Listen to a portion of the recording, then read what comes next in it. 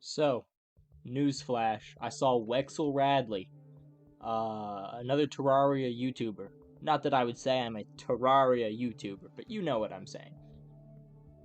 Doing a hardcore Terraria challenge. And I want to do it too. But I realized I don't want to do what he's already doing. I don't want to just copy him. So, I decided I'm going to do the same thing with the Calamity mod. Now, I know what you're saying, there's so many challenges I could do, so many mods.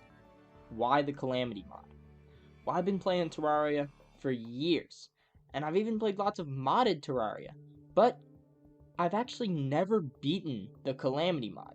So I was thinking there's no better way to learn the ins and outs of the mod than playing it in hardcore. Plus, anyone in the modding community knows how difficult Calamity is. So, this is sure to draw some attention. You know, content!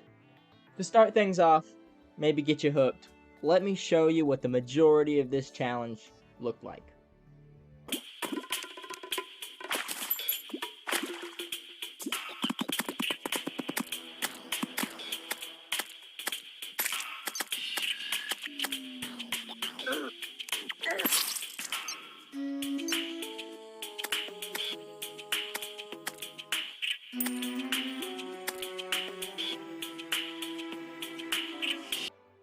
So, for my first 2 lives, I actually tried to customize the character. You know, give him a bit of, flair. But unfortunately, both times, I completely forgot to set them to hardcore. So, after that, I just kind of randomized my character. And then even after that, that was too much work. So, be prepared to see a lot of this guy. I'll be splitting this video into 4 sections. Age of Hope, Age of False Luck, the Throwaways, and finally, Acceptance. Most of these runs aren't that interesting, so I won't be going into much detail about them, but I am playing life number 4 at about 4x speed, so you can get an idea of what I was doing every life before I meet my demise. Because unfortunately, a lot of runs in like this. And honestly, I don't want to go over every single death. But the main reason I chose life number 4 is because I found out the zombies can pull a Minecraft and actually broke open the door and killed me. Which isn't even a mod thing. I just forgot that zombies could do that.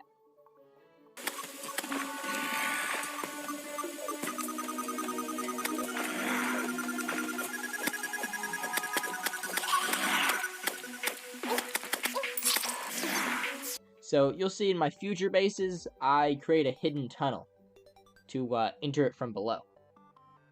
Skipping a few lives to life number 9, as I've mentioned, this is my first time actually trying to complete a Calamity playthrough. And there's this enemy called the Perforator Cyst. Now, unfortunately for me, this is not an ordinary enemy, because as always, Calamity needs to be the hardest. And it turns out, it's a boss summon. And of course, I died instantly, because shame on me for thinking I was about to get some cool loot for killing a high health enemy. I thought it was going to be something like the Pig, which is another enemy that has about 2,000 health, and it drops bacon, which gives you increase to all stats. And of course, to end off the Age of Hope and start me on the long journey, Life 10 ended in another defeat.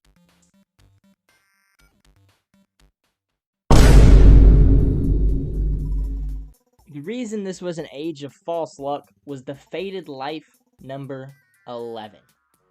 Everything seemed to be going up, and fairly early into the run. I killed this massive creature in the desert, and it dropped a Meteus Spark, which dropped these damaging sparks whenever I get hit, and it dealt way more damage than any weapon I could get this early in the game. And then upon reaching the caves, I found a golden chest, and instantly picked up a magic mirror, which bolstered my confidence, especially when this giant worm came up, instantly died just from touching me. So I teleported home and started on an actual base. Speaking of staying somewhere, why not hit that subscribe button, and like if you liked the video for more like this, if you're going to be coming and watching anyway. Thanks for watching, and enjoy the rest of the video. But unfortunately, Life 11 was great. But the damage from the sparks wasn't enough to save me, and I died. I was still feeling really good. Now, Life 12 through 15, all deaths.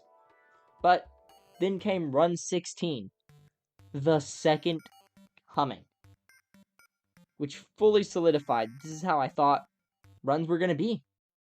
I didn't think this was rare. And I went into a caves, and I found a salamander. And when I killed it, it dropped this yo-yo called the Hurtful Rally, which did, I don't remember, I think it was about 22 damage, but it was a lot. I was insanely strong, but the problem is, I still didn't have strong armor, but it didn't matter, because in my hubris, I decided to conquer the last bastion of the map, the very sea itself. I dove in without fear. Unfortunately, the undertow sucked me under, and I was face to face with a shark, and ill-prepared. I tried to teleport back, but the shark decided, I ain't leaving these murky depths. And unfortunately, Run 16 ended in the ocean. And Run 17 through 20 were all cut short. I did get a baby shark, though. So, you know what I have to do.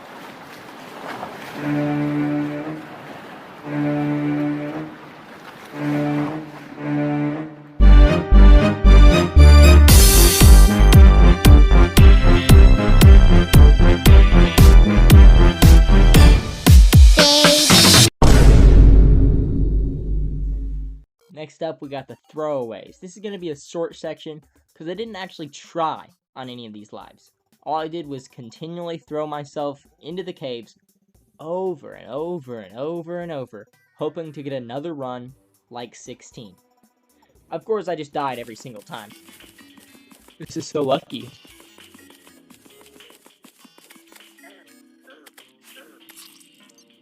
You're kidding me? No!